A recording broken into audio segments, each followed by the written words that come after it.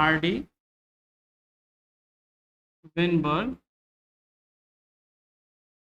Law और principal, आप दोनों कह सकते हैं। हार्डी विनबर्ग प्रिंसिपल, तो हार्डी ये दो साइंटिस्ट हैं, इसीलिए ये लोग दोनों का नाम अलग अलग है। आप देख रहे होंगे हार्डी अलग है, वेनबर्ग अलग है। तो हार्डी जो हैं वो आपके ब्रिटिश के थे, ब्रिटिश के रहने वाले थे, है ना। और वेनबर्ग आपके जर्मनी, जर्मन, है ना। तो हार्डी विनबर्ग दोनों अलग अलग साइंटिस्ट है, इसीलिए इसको नाम रखा गया है हार्डी विनबर्ग लॉ। ये जो लॉ है ये इन्होंने दिया था 1908 में, ठीक है। इस डेट में इन्होंने हार्डी विनबर्ग लॉ इसको पब्लिश किया था, दैट्स वाई इसको बोला जाता है कि 1908 में हार्डी विनबर्ग लॉ आई थी। अब हार्डी विनबर्ग लॉ समझने के लिए हम लोगों को क्या करना पड़ेगा, सबसे पहले पॉपुलेशन समझना पड़ेगा, क्योंकि हार्डी विनबर्ग लॉ जब आप कहते हैं तो बात पॉपुलेशन की ही होती है, क्योंकि हम पॉपुलेशन में ही देखेंगे कि कैसे हार्डी विनबर्ग लॉ फॉलो होगा और कैसे देखेंगे कि बहुत सारे चेंजेस आएंगे, कौन कौन से फैक्टर अफेक्ट कर रहे हैं हार्डी विनबर्ग लॉ को, ये सब इस चैप्टर में पूरा पढ़ने वाले हैं। तो हार्डी विनबर्ग लॉ में सबसे पहले हम लोग इसमें जानेंगे कि पॉपुलेशन, पॉपुलेशन की पॉपुलेशन क्या है, ठीक है। तो एक ग्रुप ऑफ स्पीसीज, ठीक है, सबसे पहले लिख देता हूं, group of species living in a particular area, ठीक है, एंड इंटरब्रीडिंग, इंटरब्रीडिंग। देखिए क्या कह रहा है, group of species living in a particular area and they interbreed, मतलब कि जो ग्रुप है, कोई एक स्पीसीज है, एक सेम स्पीसीज का ग्रुप है एक बना हुआ पॉपुलेशन में, और वो पॉपुलेशन क्या कर रहा है, एक दूसरे के साथ इंटरब्रीड कर रहा है। जैसे हम लोग एग्जांपल से समझते हैं, जैसे सपोज कीजिए ये एक एरिया है, कोई भी एक एरिया ले लिया रैंडम, है ना। अब वो एरिया लेने के बाद हम लोग अभी समझ रहे हैं पॉपुलेशन को, तभी हम लोग समझ पाएंगे हार्डी विनबर्ग लॉ। तो पॉपुलेशन में हम देखते हैं कि ग्रुप ऑफ स्पीसीज, सपोज यहाँ पे एक ग्रुप ऑफ स्पीसीज है, ठीक है, बहुत सारे, एक ही स्पीसीज के बहुत सारे ग्रुप हैं, ठीक है। अब क्या कर रहे हैं, ये एक दूसरे के साथ क्या कर रहे हैं, इंटरब्रीड, समझ में आ रहा है, ब्रीडिंग, मीटिंग, ठीक है। अब ऐसा नहीं कर सकते कि दूसरे जगह के लोगों के साथ नहीं कर सकते, क्योंकि हमारे जैसे अब सपोज कीजिए अब इंडिया है, तो इंडिया से जर्मन के पॉपुलेशन के साथ ह्यूमन में अगर हम बात करें, तो ह्यूमन में क्या है, इंडिया के ह्यूमंस और जर्मन के ह्यूमंस जो हैं वो एक दूसरे से इंटरब्रीड नहीं कर सकते, ऐसा नहीं है। वो भी कर सकते हैं, अगर दूसरे जगह के हैं तो वहाँ पे भी इंटरब्रीड कर रहे हैं, ये स्पीसीज हैं, हो सकता है, ठीक है। तो जो इंटरब्रीडिंग है वो क्या कह रहा है, species living in a particular area and they can interbreed, तो यही हो गया पॉपुलेशन, यही तो हो गया ना पॉपुलेशन, कि एक group of species living in a particular area and they can interbreed, एक दूसरे के साथ इंटरब्रीड कर सकते हैं। अब देखिए इंटरब्रीड अगर करते हैं तो जैसे आप लोग जेनेटिक्स में पढ़े होंगे, जेनेटिक्स में पढ़े हैं कि आप देखेंगे डिप्लॉइड सेल होता है, ठीक है। नेक्स्ट स्लाइड में देखते हैं, डिप्लॉइड सेल, डिप्लॉइड सेल कहने का मतलब जैसे ह्यूमन में 2n, that means 23 pair, 23 pair, यही होगा ना, 46 हो जाएगा, 46 क्रोमोसोम, 23 पेयर्स कहां से आ रहे हैं, तो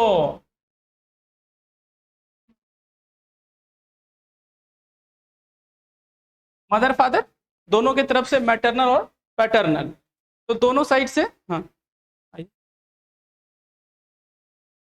तो हम लोग पॉपुलेशन देख रहे हैं, तो पॉपुलेशन में हम लोग क्या समझ रहे हैं कि एक जो डिप्लॉइड सेल है, डिप्लॉइड सेल ह्यूमन का, उसमें देख रहे हैं कि क्रोमोसोम, दो अलग अलग क्रोमोसोम है जो जिनको होमोलोगस क्रोमोसोम बोलते हैं, दे आर होमोलोगस। तो एक सिंगल जनरेशन के बाद जो दूसरे जनरेशन में जा रहे हैं नेक्स्ट जनरेशन में, तो डिप्लॉयड सेल ही जाएंगे, दैट इज 23 फादर के हो गए और मदर। साइन उल्टा बना दिया क्या? ठीक है, कोई बात नहीं।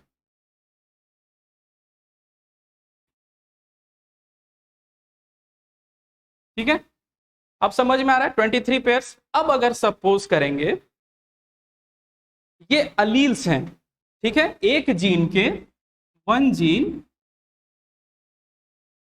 के टू अलील्स,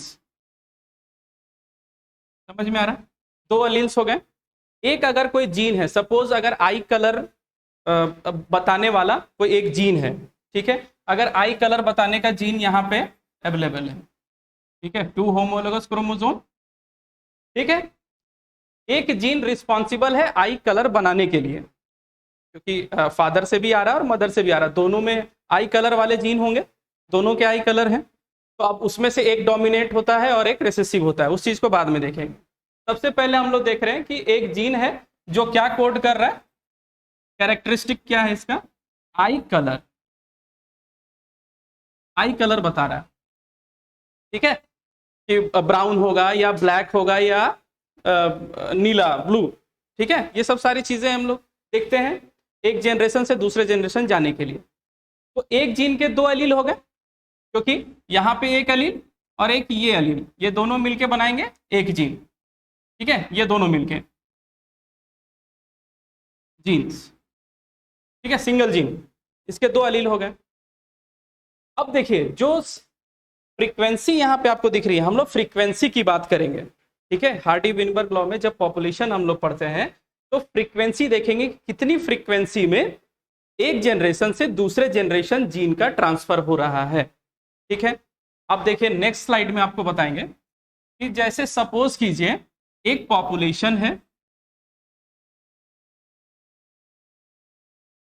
सिंगल स्पीसीज की बात कर रहे हैं, इसमें तो बहुत सारे स्पीसीज होंगे, एक सिंगल स्पीसीज कोई सा भी, सपोज ह्यूमन का ही स्पीसीज हमने ले लिया, तो ह्यूमन वाले सेल जो स्पीसीज हैं उसमें क्या है, अगर सपोज 100 पीपल हैं, 100 इनका पॉपुलेशन हो गया, है ना, 100 लोग हैं एक ही जगह पे एक स्पेस पे, तो क्या हो रहा है कि अगर 100 लोग हैं तो उसमें क्या हो रहा है कि जो आई कलर है, जो आई कलर हम लोगों ने देखा है, अगर सपोज कीजिए तो इसका कितना एलील्स हो जाएगा, अगर 100 पीपल है तो 100 पीपल्स के अगर एक जीन की बात करें तो एक जीन का दो एलील, ठीक है, तो 100 का कितना हो जाएगा, 200 एलील्स, इसमें कोई कंफ्यूजन नहीं है क्योंकि डिप्लॉयड सेल है 2n, ठीक। तो अब देखिए अगर 200 एलील्स हैं तो 200 एलील्स में हम लोग देखते हैं, सपोज अगर ब्लैक कलर वाले का कैपिटल बी है और ब्राउन वाले का स्मॉल बी है, ठीक है, ब्लैक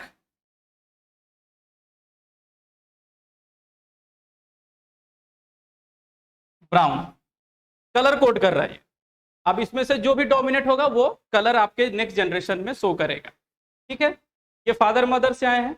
अब दो कलर हैं तो सपोज कीजिए अगर इसको फ्रीक्वेंसी में एक हाइपोथेटिकल हम अगर निकाले तो अगर 120 जो अलील्स हैं 120 अगर डोमिनेट कर रहे हैं ब्लैक के लिए, ठीक है, 120 हो गया ब्लैक, अब कितने बचे, 80, पॉपुलेशन में 80 ही बचे ना, क्योंकि हम 200 ही ले रहे थे, तो 200 में अगर 120 आपका ब्लैक हो गया तो ब्राउन कितना हो गया, 80 एलियंस।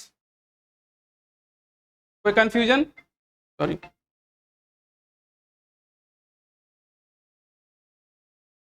तो 200 में 120 और 80 आपका अलील्स हो गया, जो कि डिफरेंट डिफरेंट कलर को कोड कर रहा है नेक्स्ट जनरेशन के लिए, क्योंकि ये क्या कर रहा है, अगर मेटिंग करेगा तो नेक्स्ट जनरेशन में 200 अलील्स जाएंगे या फिर इनके भी 200 अलील्स होंगे, ठीक है।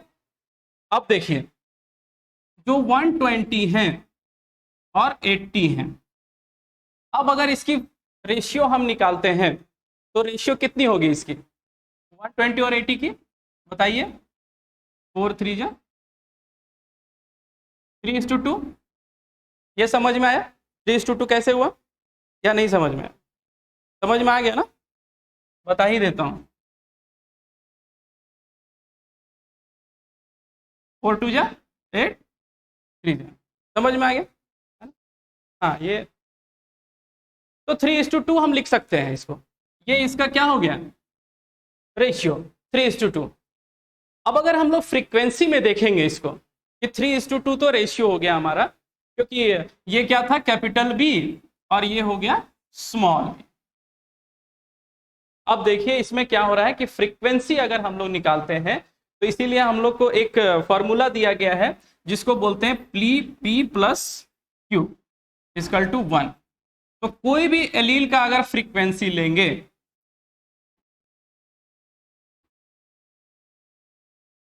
ठीक है, अगर कोई भी एलील का फ्रीक्वेंसी लेंगे, P प्लस क्यू किसको बोल रहे हैं पहले इसको समझते हैं। ठीक है, फॉर्मूला को समझते हैं, उसके बाद बनाना बहुत आसान होगा। देखिए P plus Q equal to 1। ये जो P है, हम लोग P को क्या करते हैं, ऐसा मानते हैं कि जो डोमिनेंट वाला एलील है, ठीक है, होमोलोगस डोमिनेंट, उसमें क्या होगा?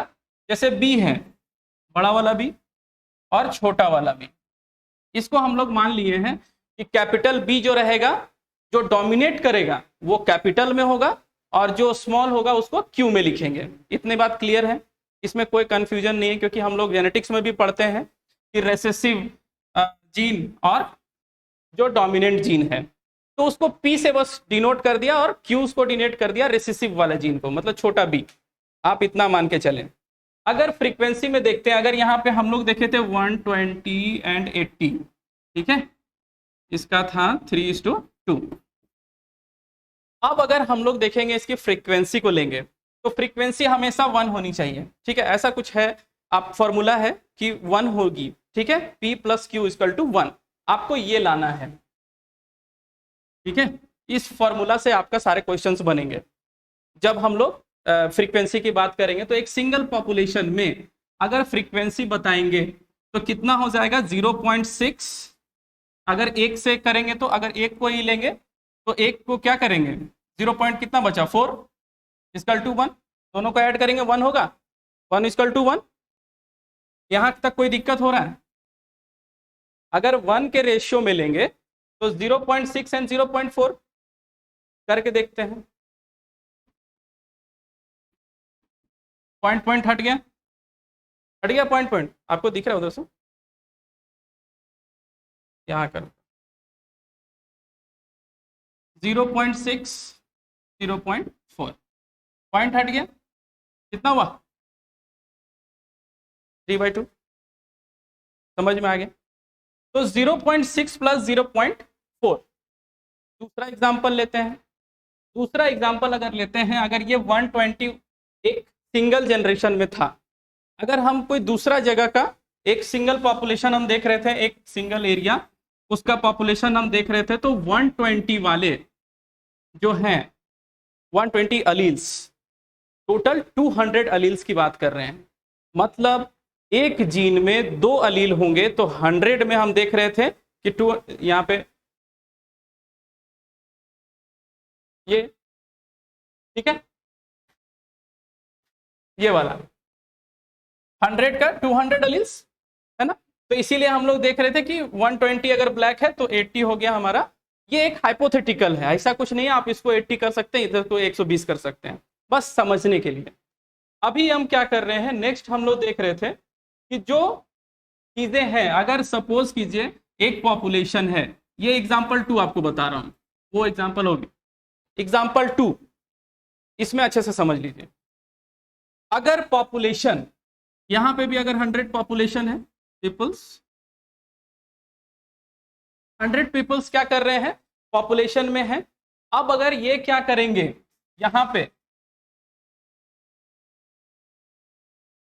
ये पॉपुलेशन आपका क्या है, अगर 160 आपका क्या है, ब्लैक, ठीक है, बी, कैपिटल बी बोल सकते हैं आप, और कितना बचा? 40 राउंड, कोई दिक्कत? दूसरा एग्जांपल, जैसे 120 था वहां पे और 80 था, उसी तरह से 160 और 40 है। अब इसकी रेशियो क्या होगी बताइए, बताइए। 4:1, वही तो होगा ना, 4:1। अब अगर इसको हमको फ्रीक्वेंसी मिलाना है, अगर वही सेम चीज आप देखेंगे तो कितना हो जाएगा? अगर फ्रीक्वेंसी में देखेंगे तो क्या था, P+Q क्या होगा, 0.8 प्लस 0.2, यही होगा, वही होगा ना, इक्वल टू 1। ये समझ में आ गया? मतलब ब्राउन और ब्लैक, ये दोनों की अलग अलग आपकी फ्रीक्वेंसी थी, जो कि ये बता रही थी कि 160 वाले जो है वो ब्लैक कलर सोर्स करेंगे। मतलब ये कहने का मतलब सीधा सीधा ये है कि आपके अगर 100 पीपल हैं, 100 पीपल जो आपका है वो क्या कर रहा है, मीटिंग कर रहा है एक दूसरे के साथ, इंटरब्रीडिंग, जो पॉपुलेशन में आपको बताया, इंटरब्रीडिंग कर रहे हैं एक दूसरे के साथ। एक पॉपुलेशन, जैसे ये पॉपुलेशन था वो इंटरब्रीड कर रहे हैं, और ये रैंडम मीटिंग है। ठीक है, इस बात को हमेशा ध्यान रखिएगा। इसकी थी हो गई। ओहो,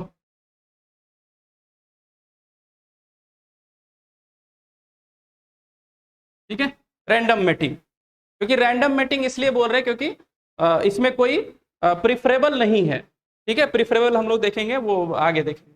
सबसे पहले देखिए, ये 100 अगर है तो 100 वाले में से क्या हो रहा है कि इसका 200 एलिल्स हो गया, 200 एलिल्स में 160 हो जाएगा आपका ब्लैक वाला, और ब्राउन वाला 40।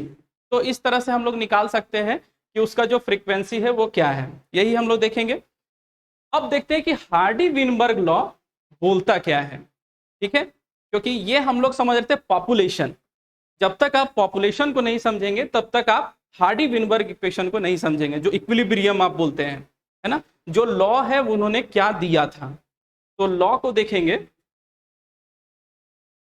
हार्डी विनबर्ग इक्विलिब्रियम बोल सकते हैं, सबसे अच्छा वर्ड है इक्विलिब्रियम, हार्डी विनबर्ग इक्विलिब्रियम। इन्होंने क्या बताया कि जो एक सिंगल पॉपुलेशन है, से अगर पर्टिकुलर एरिया में, कोई एक एरिया है, अगर एक ये एरिया मान लिया हम लोगों ने, तो ये जो पॉपुलेशन आपका है सेम स्पीसीज का, बहुत सारे स्पीसीज होंगे लेकिन सेम स्पीसीज का बात कर रहे हैं, तो अगर सेम स्पीसीज में क्या हो रहा है कि वही वाला एग्जांपल लेते हैं सेम, अगर 100 पीपल हैं और इसकी रेशियो बताया था 3:2, ठीक है, ये रेशियो में हमारा क्या है, कोई एक जीन आगे बढ़ रहा है, और नेक्स्ट जनरेशन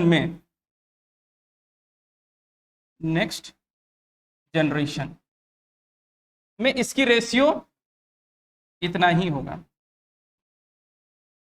समझ में आ रहा है?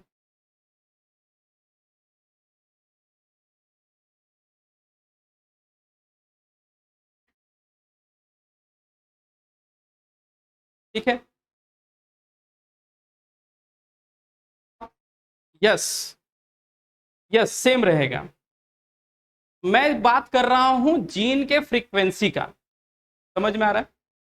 क्योंकि अगर आप देखेंगे जीन की फ्रीक्वेंसी, अगर 3:, आपकी फ्रीक्वेंसी अगर 0.6 था और 0.4 था, तो same as it is next generation में वही होना चाहिए, तभी हार्डी विनबर्ग लॉ फॉलो करेगा।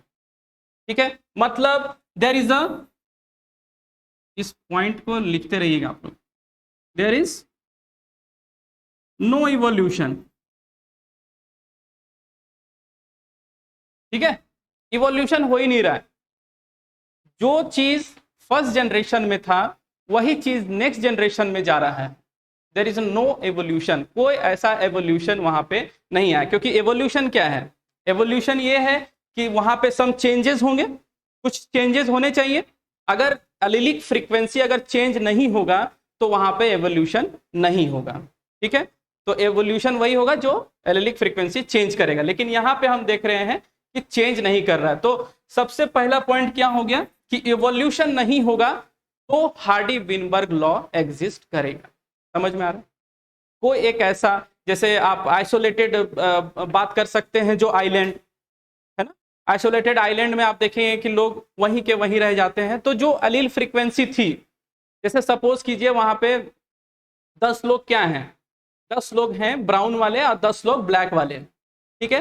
तो अगर उनकी इंटरब्रीडिंग होती है तो नेक्स्ट जनरेशन में भी सेम ही जाएंगे, ठीक है। जब तक इवोल्यूशन कहाँ नहीं हो, अगर इवोल्यूशन अगर आपको चाहिए, ठीक है, तो इवोल्यूशन जब स्टार्ट किए थे तो आपको बताया थे इवोल्यूशन क्या है। इवोल्यूशन है कि अगर एक स्पीसीज एक एरिया में रह रहे हैं, ठीक है, दूसरे एरिया के लोग, जैसे सपोज कीजिए आप इसको मान सकते हैं, ठीक है, एक स्पीसीज एक एरिया में रह रहे हैं और ये क्या कर रहे हैं, दूसरे वाले एरिया में इंटरब्रीड कर रहे हैं। कर सकते हैं, अरे कर सकते हैं ना, एक दूसरे से कर सकते हैं इंटरब्रीड। जयपुर है, राजस्थान है, सॉरी दिल्ली है ना, दिल्ली राजस्थान में क्या शादी नहीं हो सकता है, मीटिंग हो सकता है ना इंटरब्रीडिंग। तो अगर इंटरब्रीडिंग हो रहा है तो इसका मतलब क्या हुआ, एक जगह से दूसरे जगह चले गए, तो अब यहाँ की फ्रीक्वेंसी चेंज हो जाएगी और यहाँ की फ्रीक्वेंसी चेंज हो जाएगी। क्योंकि अगर एक एरिया में अगर 100 पीपल थे दोनों जगह, तो 100 पीपल में क्या है, अगर इसकी रेशियो 3:2 है और अगर इसकी रेशियो 2:3 है सपोज, ठीक है, तो यहां पे कोई एक कम होगा और कोई एक ज्यादा होगा। तो जो कम होगा अगर वो यहां जाता है तो वहां के लिए ज्यादा हो गया, यहां के लिए कम ही रह गया। समझ में आ रहा है? या फिर यहां अगर ज्यादा है कुछ आ गया तो यहां पे ये बढ़ गया, ऐसा हो सकता है। तो मैं बात कर रहा हूं सेम जगह पे एक पर्टिकुलर स्पेस पे, एक पर्टिकुलर एरिया में अगर कोई पॉपुलेशन की फ्रीक्वेंसी अगर मैटरनल और पैटर्नल की फ्रीक्वेंसी अगर सेम है तो नेक्स्ट जनरेशन में जो फ्रीक्वेंसी जा रही है वो सेम होनी चाहिए अकॉर्डिंग टू हार्डी-विनबर्ग लॉ। समझ में आ गई?